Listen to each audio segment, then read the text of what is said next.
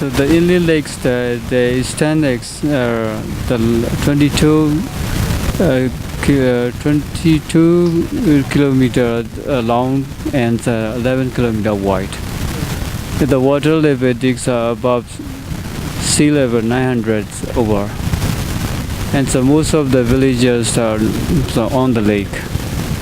The villages they grow the vegetables like the tomatoes and the potatoes and corns. They use the floating gardens for their living. Another one is the fishing. It's a difference in the fish. The fishermen use the conical snack. It's the different one in with the others. They used only in this area, not other places.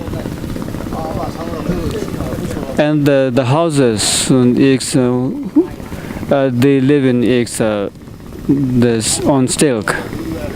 It means they build the houses on water on stilk. Okay, that's all.